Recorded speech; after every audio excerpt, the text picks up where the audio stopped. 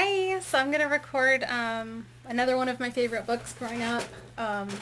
This was one that if I was lucky enough and I begged mom or dad to read me another book before bed, sometimes I'd be lucky enough to get this one. It's called Ming Moves the Mountain. And again, I just love the art on it and I love the story. So here we go.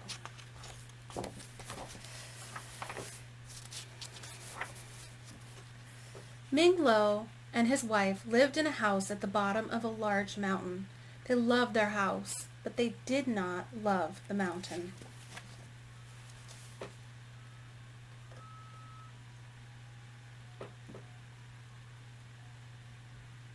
And you can see their house right there at the bottom of that mountain. Rocks and stones broke loose from the cliffs. They dropped down onto the house of Ming Lo. The roof was full of holes.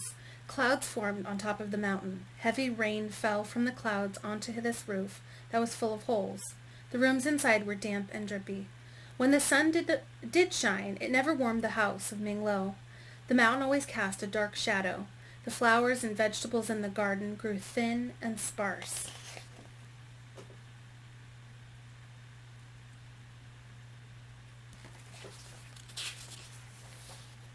"This mountain brings us nothing but unhappiness," said the wife of Ming Lo. "Husband, you must move the mountain so that we may enjoy our house in peace." "My dear wife," said Ming Lo, "how can one small man such as I move a large mountain such as this?" "How should I know?" said his wife. "There's a wise man who lives in the village. Go and ask him." So you can see the wife. You can see the husband.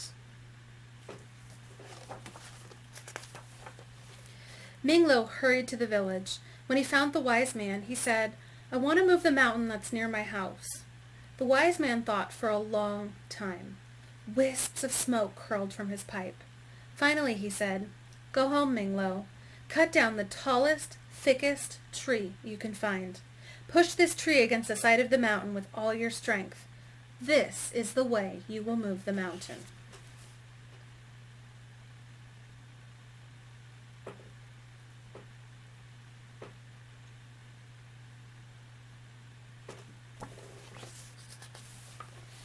Ming Lo ran home. He cut down the tallest, thickest tree that he could find. Ming Lo and his wife held tightly to the tree. Running as fast as they could run, they pushed the tree against the side of the mountain. The tree split in half. Ming Lo and his wife fell on their heads. The mountain did not move an inch. "Go back to the wise man," said the wife of Ming Lo. "Ask him to think of another way to move the mountain."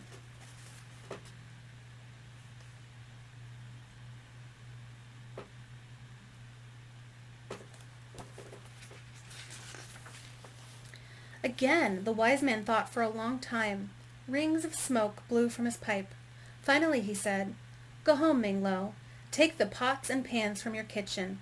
Hold a spoon in each of your hands. With these spoons, hit the pots and pans as hard as you can.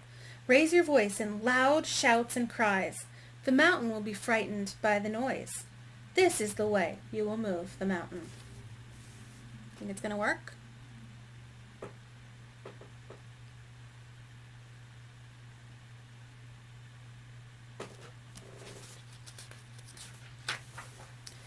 Ming Lo ran home. He took the pots and pans from his kitchen.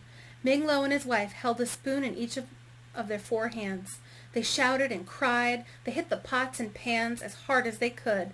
They made a great noise. Flocks of birds flew out of all the trees, but the mountain did not move.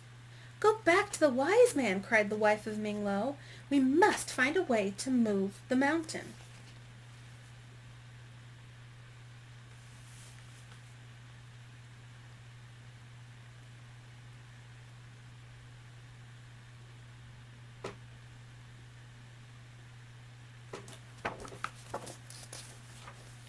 Ming Lo watched as the wise man thought for a very long time. Clouds of smoke billowed from his pipe. Finally he said, "Go home, Ming Lo. Bake many cakes and loaves of bread. Bring these to the spirit who lives at the top of the mountain. The spirit is always hungry. He will be happy to receive your gifts. He will grant your every wish. This is the way you will move the mountain."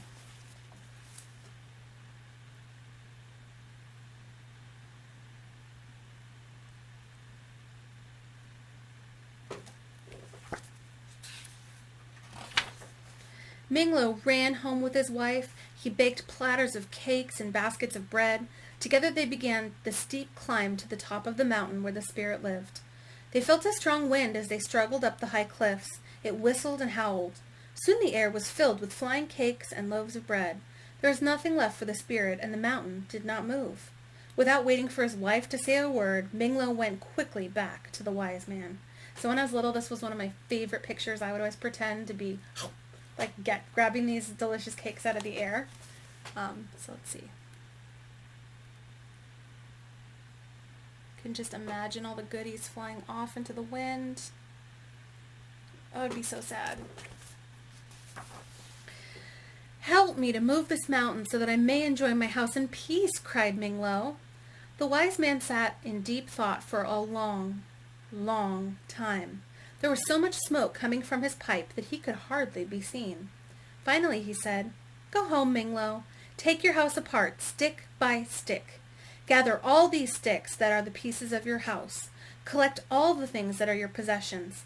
Bind everything into bundles with rope and twine. Carry these bundles in your arms and on the top of your head. Face the mountain and close your eyes."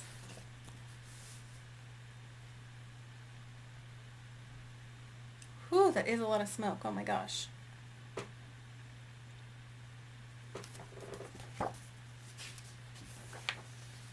"Having done all this," said the wise man, "you will step to the dance of the moving mountain. You will put your left foot in a place that is in back of your right foot. Then you will put your right foot in a place that is in back of your left foot. You must do this again and again for many hours. When you open your eyes, you will see that the mountain has moved far away." "This is a strange dance," said Minglo, "but if it makes the mountain move, I will do it at once."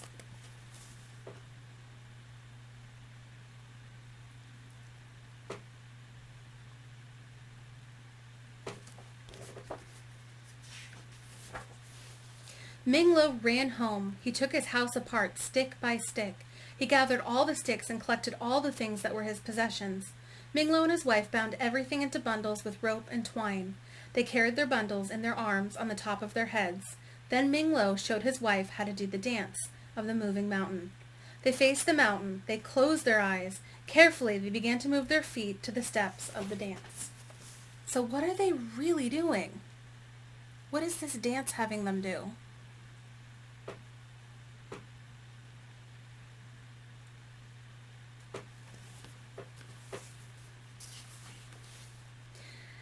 They each put their left foot in a place that was behind their right foot. Then they each put their right foot in a place that was behind their left foot. The neighbor saw Minglo and his wife walking backwards along the fields with all their possessions. It was an odd sight, and they watched in wonder. So see, they're just walking backwards.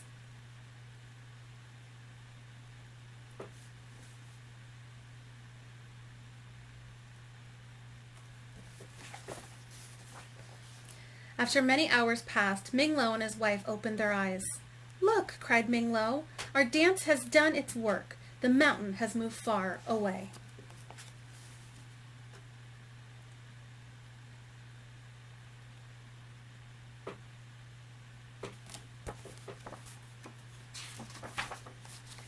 Stick by stick they rebuilt their home. They unpacked all their possessions and made themselves at home.